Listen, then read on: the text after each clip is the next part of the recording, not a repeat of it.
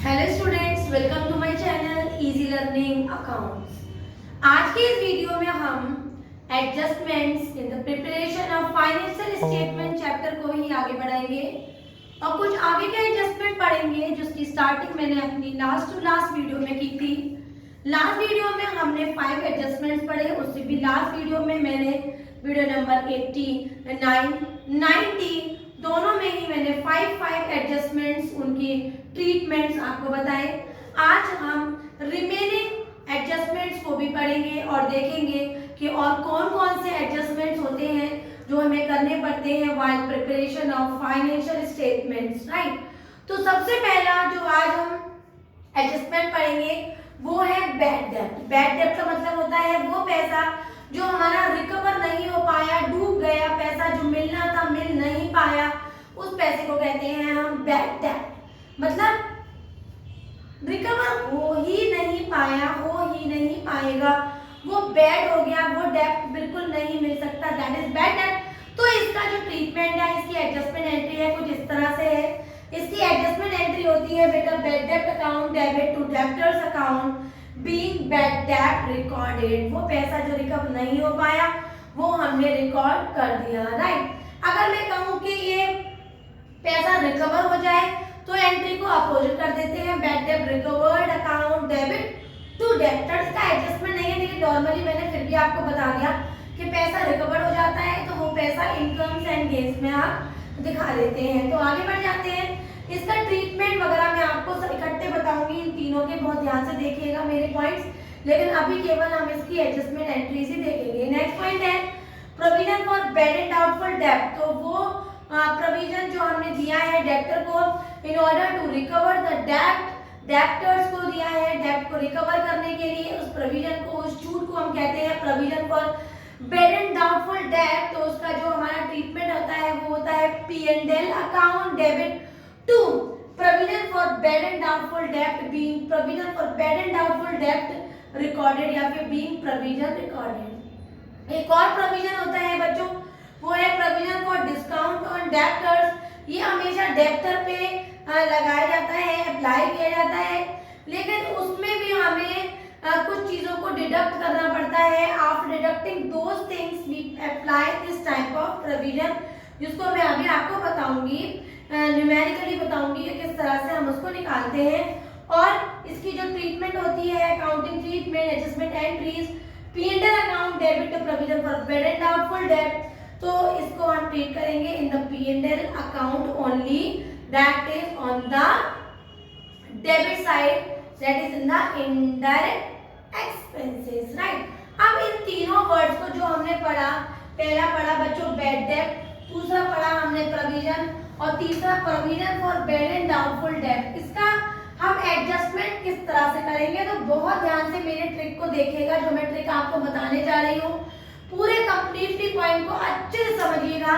मैं एक फॉर्मूला आपके आगे लिखने जा रही हूँ, दैट इज बैड डेब्ट प्लस फर्दर बैड डेब्ट plus new provision minus old provision, right. तो मैंने किस तरह से फॉर्मूला लिखा, मैंने लिखा बैड डेब्ट प्लस फर्दर बैड डेब्ट plus new provision minus old provision. इसको मैंने किस तरह से फॉर्मुलाइज किया है, क्यों किया है, पहले मैं इसकी बताती हूँ ये आपको कहाँ कहाँ मिलेगा। तो पहला वाला बैड डेब्ट बच्चों आपको ट्रायल बैलेंस के अंदर दिखेगा। अगर ट्रायल बैलेंस के अंदर बैड डेब्ट है तो इसको अप्लाई करेंगे फॉर्मूले में, अगर नहीं है तो इसको इग्नोर कर देंगे।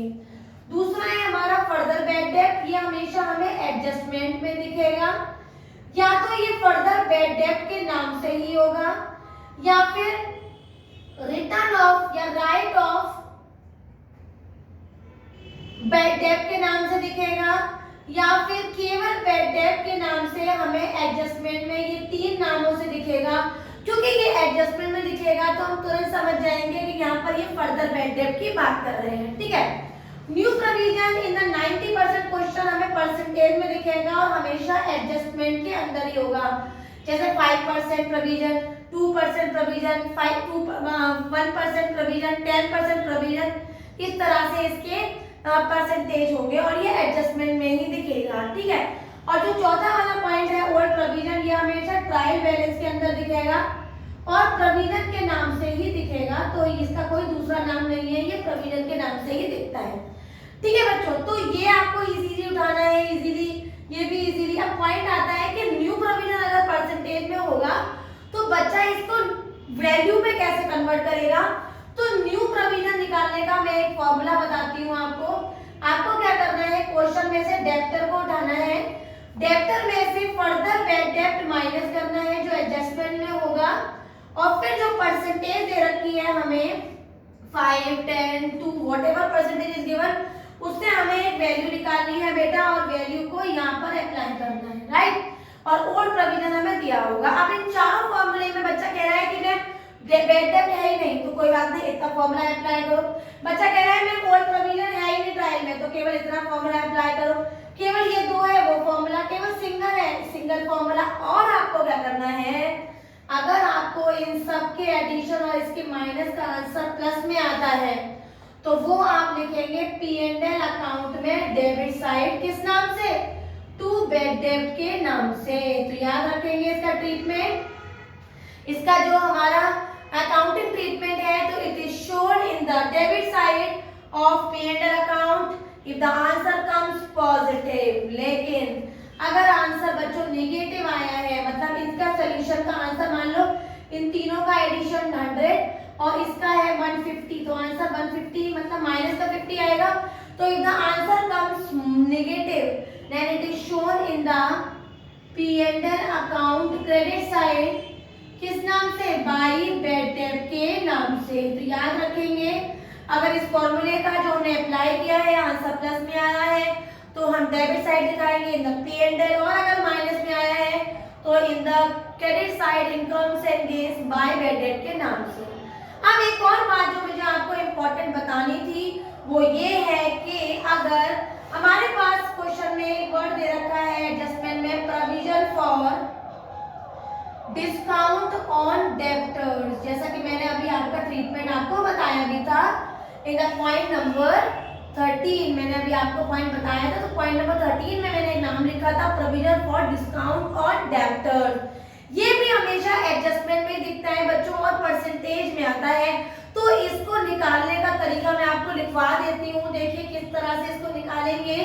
हम क्या करेंगे, हम डेब्टर उठाएंगे क्वेश्चन में से, डेब्टर में से फर्दर बैड डेब्ट जो कि एडजस्टमेंट में दे रखा होगा उसे उठा के यहाँ लिखेंगे, और माइनस करेंगे बच्चों न्यू प्रोविजन जो हमने निकाला होगा, और जो इन तीनों को माइनस करने के बाद जो क्वेश्चन में परसेंटेज दे रखा होगा बेसिकली 2%, 1%, 5%, व्हाटएवर परसेंटेज गिवन, इससे जो वैल्यू आएगी हमारी उस वैल्यू को हम to provision for discount on debtor के नाम से P&L अकाउंट में डेबिट साइड दिखाएंगे। तो भूलिएगा मत कि अगर provision for discount on debtor आया है एडजस्टमेंट में एडजस्ट करने के लिए तो पहले डेब्टर लिखेंगे, माइनस करेंगे फर्दर बैड डेब्ट, माइनस करेंगे न्यू प्रोविजन, और फिर उसका परसेंटेज निकालेंगे जो भी क्वेश्चन में होगा, और वैल्यू जो आएगी उसको P&L में डेबिट में दिखाएंगे। अब इम्पोर्टेंट बात ये है कि मैंने सारे पॉइंट्स आपको P&L में दिखाने के बता दिए। अब सवाल उठता है कि मैम इसको हम बैलेंस शीट में कैसे दिखाएंगे। तो बैलेंस शीट में एसेट साइड अगर जब हम डेब्टर लिखेंगे ना बच्चों, डेब्टर के नीचे लेस करेंगे हम फर्दर बैड डेब्ट जो कि वैल्यू हमने यहाँ से उठाई होगी, लेस करेंगे न्यू प्रोविजन जिसकी वैल्यू हम यहाँ से उठाएंगे, और अगर प्रोविजन फॉर डिस्काउंट और डेब्टर भी है तो provision for discount on debtor भी लिखकर यहाँ माइनस करेंगे, और जो वैल्यू आएगी उसको हम बाहर दिखाएंगे। तो बैलेंस शीट में एसेट साइड डेब्टर में से सबसे पहले फर्दर बैड डेब्ट माइनस, फिर न्यू प्रोविजन की वैल्यू माइनस, फिर अगर क्वेश्चन में provision for discount on debtor भी है तो उसको भी डिडक्ट करेंगे और जो वैल्यू आई है बाहर। अब बच्चा कहता है मैम अगर फर्दर बैड डेब्ट नहीं है तो बेटा केवल इतना माइनस कर दो, केवल न्यू प्रोविजन नहीं है केवल इतना माइनस कर दो, मैम दोनों ही नहीं है कुछ भी नहीं करो,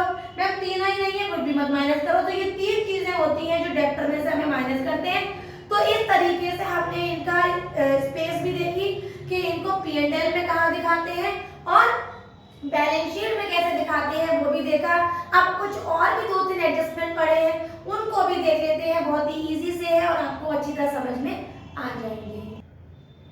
कुछ एंट्रीज गुड्स की देख लेते हैं, सामान की।